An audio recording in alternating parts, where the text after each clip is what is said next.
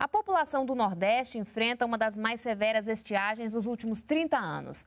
A seca já afeta, por exemplo, a produção de leite. Muitos animais estão morrendo de fome e sede. Prejuízo para os agricultores. Para minimizar os efeitos da falta de chuva, o governo federal colocou em prática várias ações. Esse é o assunto de hoje do NBR Entrevista. Nosso convidado é Werneck Carvalho, coordenador de monitoramento e de operação do Centro Nacional de Gerenciamento de Riscos e Desastres. Tudo bem, Werneck? Seja bem-vindo ao NBR Entrevista. Tudo bem, muito obrigado pelo convite. É um prazer estar aqui representando a Secretaria Nacional de Defesa Civil, o Ministério da Integração Nacional e o governo federal como um todo. Bom, qual é a situação real dos locais castigados pela seca? Nós temos comitês em todos os estados que foram atingidos do semiárido, né? E Minas Gerais, o norte também faz parte, também temos um comitê em Minas Gerais.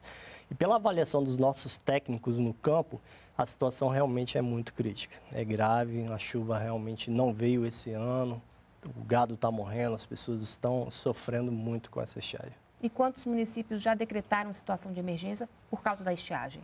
Nos números de hoje, nós já temos 1.319 municípios decretados e reconhecidos pelo governo federal em situação de emergência por conta da estiagem. E é realmente a mais severa estiagem dos últimos anos? Os especialistas têm dito que sim, né? Nós consultamos várias pessoas de vários órgãos de meteorologia e o consenso geral é de que sim. E quais são os estados mais afetados? Olha, os mais afetados hoje são a Bahia, a Paraíba também tem muitos municípios, o Ceará tem muitos municípios em condições aí já decretados, em situação de emergência grave. E o que vem sendo feito para poder minimizar os efeitos, né, dessa situação climática? O governo federal ele tem várias ações, né?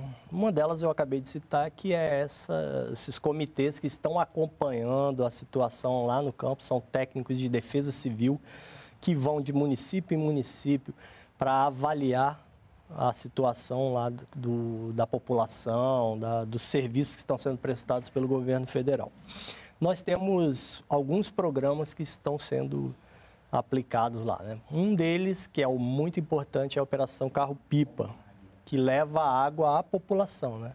Numa situação dessa, o principal socorro que se deve dar é água para a população, né? Então, essa é emergencial, né? É emergencial. A Operação Carro-Pipa leva água aí a mais de 4.000 municípios todos os dias para não deixar a população sofrer com a sede, né? Além disso, nós temos também programas voltados às famílias de agricultores, né? São linhas de financiamento para esses agricultores familiares, são ajudas mesmo, né, em dinheiro, para que essas famílias possam suportar, né, esse período sem produção, sem condições de se manterem, né? Então, são vários programas que nós temos aí. É uma ação única ou depende da situação de cada estado? No cada estado é avaliado de uma forma. Claro que o fenômeno atinge a todos igualmente, mas o que faz a diferença entre um estado, um município e outro é a preparação que eles têm prévia a isso, né? Então, se o município está bem preparado para, né, suportar esse tipo de desastre, a nossa atividade é menor. Mas nós estamos considerando todos na mesma situação, estamos atendendo a todos igualmente. Bom, faz parte dessa lista de ajuda o Bolsa Estiagem, né? Como é que funciona esse programa? Quem é que tem direito a receber? Qual é o valor que é oferecido? Então, o Bolsa Estiagem, ele é exatamente essa ajuda em dinheiro para as pessoas que não estão no Garantia Safra, que têm uma renda aí até 2 salários mínimos, familiar, né? E que estão nessa situação de ter seu município decretada a emergência, né? Então, a gente ajuda eles. Está hoje girando em cerca de R$680. Esse valor foi reajustado? Ele estava mais abaixo, agora ele foi reajustado para esse valor de R$680 aí, são 7 parcelas aí. E como fazer para ter acesso a esse benefício? Eles têm que estar cadastrados, né? Tem o cadastro único aí das ações sociais do governo federal. Eles têm que estar cadastrados nisso, têm que residir no município, não pode estar no Garantia Safra. Então, eles têm que fazer todo esse cadastro lá no município deles, com o pessoal da assistência social lá do município. Bom, e o Garantia Safra, né? Como é que funciona e quem é que tem direito? Então, são esses agricultores que entraram no programa aí 2011, 2012, né? Tiveram mais de 50% da sua safra comprometida, que tem até 1,5 salário mínimo de renda. eles têm direito a receber esse benefício aí, né? Também tem que fazer parte do cadastro único? Também tem que estar cadastrado. Esse cadastro ele é para toda a ajuda social que o governo federal dá, né? O governo estuda ampliar os recursos, se for necessário? Se for necessário, sim. O governo está acompanhando a situação por meio desses comitês e nós estamos a cada dia avaliando e, se for necessário, nós vamos aumentar, sim. E como é que fica a situação dos animais, né? Como é que eles estão sendo alimentados? O governo também está oferecendo ajuda nesse sentido? Tem dois tipos de ajuda nesse sentido. Um é o fornecimento a preço mais barato de milho pela Conab, né? Eles estão comprando lá o milho mais barato, esses agricultores. E o outro, a Secretaria Nacional de Defesa Civil, ela repassa uma verba de socorro e assistência em que eles estão utilizando para comprar ração animal. Hoje é um grande problema, é isso, é a mortandade dos animais, né? Que é a sobrevivência de muitas famílias, né? A sobrevivência deles, a economia local que é atingida e que não só nesse momento, mas no futuro vai afetar a vida dessa população, né? E essa ação de subsidiar esse milho está sendo suficiente para atender a demanda? A verba liberada é suficiente. O que a gente tem dificuldade é de operação, né? Às vezes esse milho vem de outros estados, então o transporte dele às vezes não chega em tempo.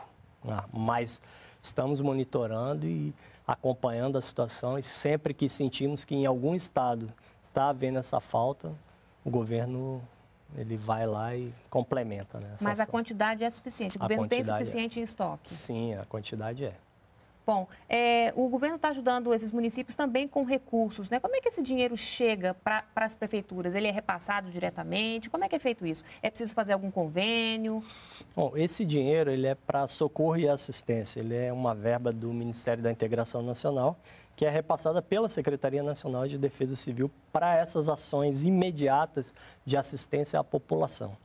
Então, é definido um quantitativo pelo ministro, pelos danos que foram reportados pelos estados, a gente faz um cálculo e repassa isso diretamente aos estados. Hoje os estados estão administrando isso, porque são muitos municípios. Tem estados como, por exemplo, a Paraíba, que tem mais de 190 municípios nessa situação. Então, para que a administração dessa verba seja mais simples, né, e a prestação de contas, inclusive, dessa verba depois seja simplificada, nós estamos repassando ao Estado, e o Estado está fazendo todas essas ações nos municípios. Bom, a gente falou até agora de ações emergenciais. E o que está sendo pensado para longo prazo, né? Ações permanentes? Ações permanentes já vêm sendo tomadas. Por exemplo, a gente tem o exemplo da transposição do São Francisco, que vai atender uma parte dessa população. Nós temos ações de perfuração de poços, né? De construção de cisternas para armazenamento de água. Então, todas essas ações já estão em curso, né? Aí já vinham acontecendo antes do desastre e agora foram intensificadas, né? Só nesse período de maio para cá já foram mais de 35 mil poços perfurados, né? Bom, no caso das cisternas, né, é um mecanismo simples e que pode fazer toda a diferença para uma família, né? E que é importante porque a Operação Carro-Pipa deposita sua água nessas cisternas, né? Então a gente teve dificuldades em alguns municípios em que não havia cisterna para que o Pipa deixasse a água. Tivemos que fazer uma operação emergencial para a construção das cisternas para que esse carro-pipa pudesse ter onde deixar essa água. E a água da cisterna é boa para beber, é boa para fazer comida, elas são pegas em mananciais que são analisados pelas companhias de água dos estados, né? Tudo isso é feito um controle muito rígido, tanto do estado como do governo federal, né? O próprio Exército que administra essa distribuição de água com os carros-pipas, ele faz a análise da água, então com certeza a água é própria. E construir uma cisterna, né, é um mecanismo fácil, né? É, sim. E nós temos investimentos pesados aí, estamos fazendo muitas, né? E que outras tecnologias estão sendo empregadas, né, para ajudar a enfrentar a seca? Olha, hoje a gente teve nesse ano a construção de centros de monitoramento para acompanhar, primeiro, né, a predição aí do clima, para que a gente possa fazer um planejamento de ações, né? Ou seja, chegar antes que o problema se instale, né? Infelizmente, esse ano, nós estivemos presentes desde o início, mas essa previsão anterior ela é muito difícil de ser feita, né? Então, assim, nós não conseguimos, nenhum instituto conseguiu identificar que isso seria tão grave, né? Tão grave. Por isso que nós estamos aqui com muitas ações emergenciais, né? Porque esse tipo de fenômeno realmente é muito difícil de se prever, né? Então, o que a gente tem feito é isso, investir em tecnologia de previsão e essas obras, né, de prevenção que nós temos feito, né? Essa construção das cisternas, a perfuração de poços, a transposição do rio, são todas obras que no futuro vão permitir que a situação seja mais amena. Bom, já que você falou nesse trabalho de prevenção, queria que você detalhasse um pouquinho como é que é o trabalho do Centro Nacional de Gerenciamento de Riscos e Desastres, né? Como é que funciona, como é que vocês fazem esse acompanhamento? Não, o Senad, ele tem algumas frentes de ação. A primeira delas é o monitoramento. A gente, com a ajuda do CEMADEM, que é o Centro de Monitoramento e Alerta de Desastres Naturais do Ministério da Ciência e Tecnologia, que foi criado para isso, para fazer esse tipo de previsão para desastres naturais. Eles fazem o acompanhamento meteorológico disso, cruzam esses dados com a geologia do terreno e acompanham diversos municípios que estão em situação mais crítica no país. Eles passam esses dados para o Senad faz o processamento desses dados e alerta os estados e municípios das ações que eles têm que tomar com base nessas previsões. Então, nós acompanhamos dia a dia a ação dos comitês, que eu já citei aqui, são pessoas da Defesa Civil que estão lá e todo dia repassam boletins, diariamente eles passam os dados da situação, eles vão aos municípios, examinam essa questão da água, da existência dessas cisternas, da necessidade da perfuração de poços, conversam com a população, com os prefeitos, veem as demandas deles e repassam para o Senad. Então, esse monitoramento é diário. Com essas demandas, a gente começa a startar as ações federais. Então, a gente intensifica a Operação Carro-Pipa, o Garantia Safra, o Bolsa Estiagem, todos os benefícios que a gente está hoje oferecendo à população. Então, essa é a parte do monitoramento. E na nossa resposta, a gente repassa dinheiro, então, para o Exército, para que ele faça a Operação Carro-Pipa. A gente repassa dinheiro para os estados, para que eles possam investir na assistência lá às vítimas, como, por exemplo, aí a compra de ração para os animais, água para a população. Os estados também estão agindo, né? Eles também prestam esse socorro, eles também têm ações deles lá, dinheiro do estado que é investido, né? Então, a gente, em conjunto, trabalhamos aí para atender essa população, né? Tá certo, muito obrigada pela sua participação aqui no NBR Entrevista e até uma próxima. Até uma próxima. Outras informações na página do Ministério da Integração Nacional. E para rever essa entrevista, basta acessar o endereço que aparece agora aí na sua tela. Muito obrigada pela companhia e a gente se vê no próximo programa. Continue aqui na NBR e a TV do Governo Federal.